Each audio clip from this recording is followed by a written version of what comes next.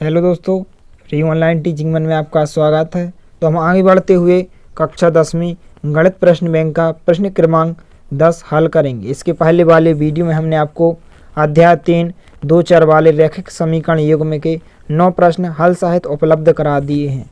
यदि आपने इसके पहले वाले वीडियो को नहीं देखा है तो आप हमारे चैनल की प्लेलिस्ट या डिस्क्रिप्शन में दी गए लिंक पर जाकर आप देख सकते हैं। इससे पहले यदि आपने हमारे चैनल को सब्सक्राइब नहीं किया है तो प्लीज़ सब्सक्राइब कीजिए, साथ में बेल आइकन को भी प्रेस कीजिए ताकि कोई भी वीडियो की नोटिफिकेशन आप तक सबसे पहले पहुंचे। तो चलिए वीडियो को स्टार्ट करते हैं। तो इसमें हम देखते हैं प्रश्न क्रमांक 10, x + y = 5 और 2x - 3y = 4 प्रतिस्थापन विधि से हल करो। तो इस प्रश्न को हल करने से पहले हम कुछ इस प्रतिस्थापन विधि के बारे में कुछ आपको महत्वपूर्ण जानकारी बता देते हैं। तो यहाँ पर आप देख सकते हैं कि इस प्रतिस्थापन विधि को हम आखिर हल कैसे कर सकते हैं। तो यहाँ पर आपको ध्यान से समझना है। तो यहाँ पर हम देख सकते हैं कि आपको दो समीकरण दिए गए हैं, x + y = 5। तो इसको हमने माना समीकरण नंबर 1। इसके बाद दूसरा समीकरण दिया गया है 2x - 3y = 4। तो इसको हमने समीकरण नंबर 2 माना। अब इसमें हमें प्रतिस्थापन विधि का प्रयोग करना है। तो प्रतिस्थापन विधि का प्रयोग हम कैसे करते हैं। तो यहाँ पर जैसे हमने समीकरण नंबर 1 लिया तो यहाँ पर हम लेंगे समीकरण 1 से। तो समीकरण 1 से हम इसमें क्या करेंगे कि इसमें से हम x का मान भी निकाल सकते हैं और y का मान भी निकाल सकते हैं। और जैसे ही हम x और या y का मान निकालेंगे और इसका मान हम समीकरण नंबर 2 में रखेंगे। तो आइए हम यहाँ पर x या y का मान निकालते हैं। तो सबसे पहले यहाँ पर हम x का मान निकालते हैं। तो जैसे ही हम यहाँ पर x का मान निकालते हैं तो यहाँ पर x + y = 5 जांकेता हमने लिखा। इसके बाद यहाँ पर हम x का मान निकालेंगे तो क्या हो जाएगा 5 जांकेता प्लस y का पक्षांतर इस तरफ करेंगे तो हो जाएंगे -y। तो यहाँ पर हमने x का मान क्या निकाला, x = 5 - y। तो इसको हमने समीकरण नंबर 3 माना। इसके बाद आपको क्या करना है, क्योंकि यहाँ पर हमने x का मान समीकरण नंबर 1 से निकाला तो इसका मान आपको समीकरण नंबर 2 में रखना है। यहाँ से हम y का मान भी निकाल सकते थे। जैसे यहाँ पर हम लिखें कि x + y = 5। तो यहाँ पर जैसे ही y का मान निकालेंगे तो y बराबर क्या हो जाएगा 5 + kx इस तरफ आएंगे तो -kx हो जाएंगे। अब इस y के मान को आपको कहाँ रखना है, समीकरण नंबर 2 में। यदि समीकरण 1 से x या y का मान निकालें तो समीकरण नंबर 2 में रखना है।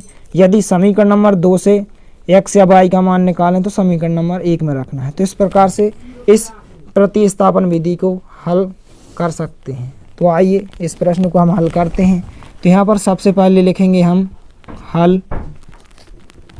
जो आपको समीकरण दिए गए हैं x + y = 5, इसको हमने समीकरण नंबर 1 माना।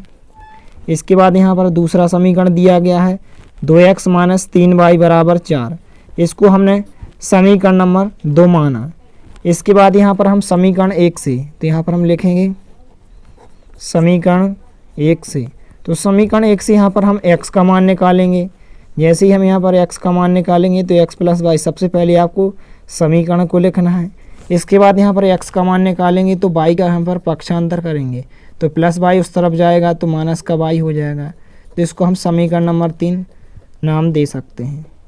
इसके बाद x का मान आपको समीकरण नंबर 2 में रखना है, क्योंकि यहाँ पर हमने x का मान समीकरण नंबर 1 से निकाला है तो इसका मान समीकरण नंबर 2 में रखेंगे। तो यहाँ पर हम लिखेंगे x का मान समीकरण 2 में रखने पर तो जैसे ही हम समीकरण 2 में रखेंगे तो आपका समीकरण 2 क्या है 2। x की जगह आपको क्या रखना है 5 - y -3y जांकेता = 4 भी जांकेता। इसके बाद इसको हम थोड़ा सा हल करेंगे।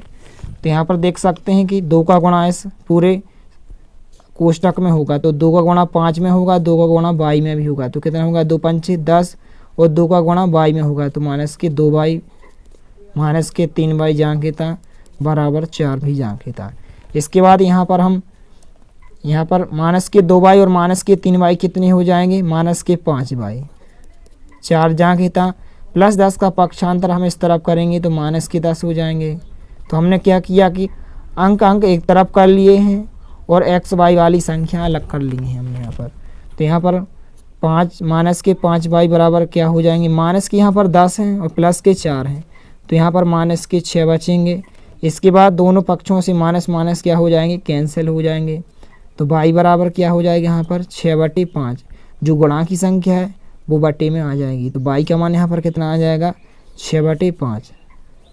अब इस y के मान को यहाँ पर हम चाहें तो समीकरण 1 में रख सकते हैं और समीकरण 2 में रख सकते हैं। तो जैसे ही हम समीकरण 2 में रखेंगे या 1 में रखेंगे तो यहाँ से x का मान निकल कर आएगा। तो जैसे हम यहाँ पर रखते हैं कि y का मान, तो यहाँ पर हम लिखेंगे y का मान समीकरण 1 में रखने पर, आप समीकरण 2 में भी रख सकते हो, समीकरण 3 में भी रख सकते हैं। जैसे यहाँ पर हमने समीकरण 1 में रखा तो y का मान समीकरण 1 में रखने पर, तो जैसे ही हम समीकरण 1 में रखेंगे तो x का मान निकल कर आएगा। तो समीकरण 1 क्या है आपका, x + y बराबर 5। तो x + y की जगह हम क्या रखेंगे, 6/5 बराबर कितना है, 5 है। इसके बाद x का मान निकालेंगे तो 6/5 का पक्षांतर करेंगे तो इस तरफ प्लस के 6/5 इस तरफ आएंगे तो माइनस के 6/5 हो जाएंगे।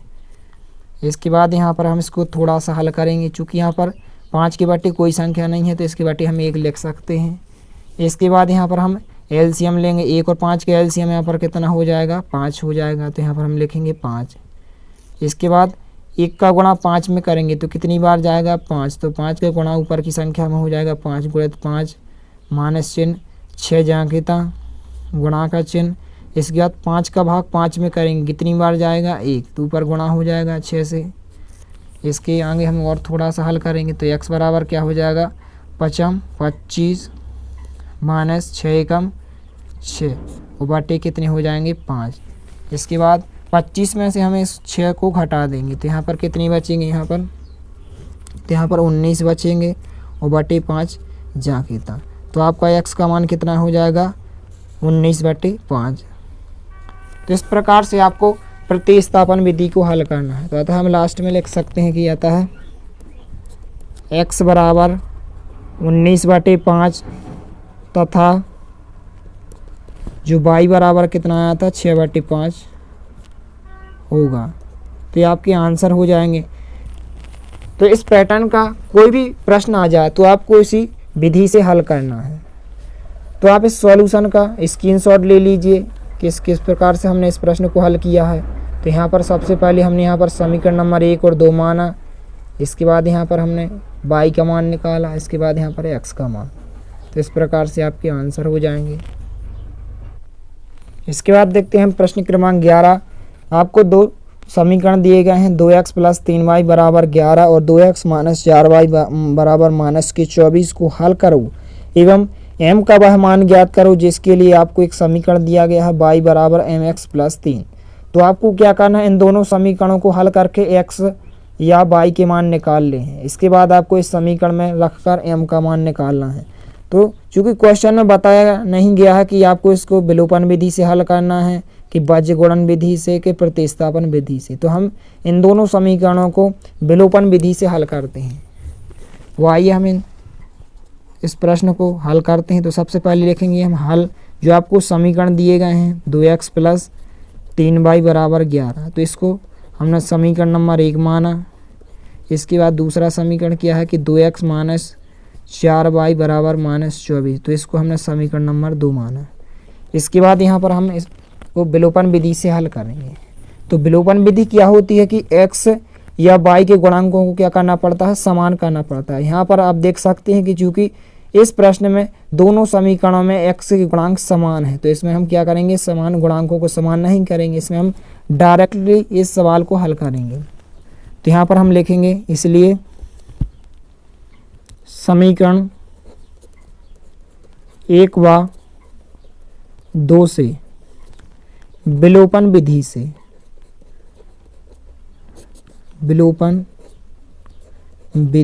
से इसके बाद यहाँ पर इन दोनों समीकरणों को लिखेंगे यहाँ पर। तो 2x + 3y बराबर 11, 2x - 4y बराबर कितने हैं, -24। तो इसमें हम जैसे ही विलोपन विधि लगाते हैं तो यहाँ पर आप देख सकते हैं कि चूँकि यहाँ पर 2x प्लस के हैं यहाँ पर, तो जैसे ही यहाँ पर हम घटाने पर, तो यहाँ पर हम क्या करेंगे, घटाएंगे। तो यहाँ पर हम लिखेंगे घटाने पर, जैसे ही घटाते हैं, हमने घटाया क्यों है, क्योंकि ये x कैंसिल हो जाए।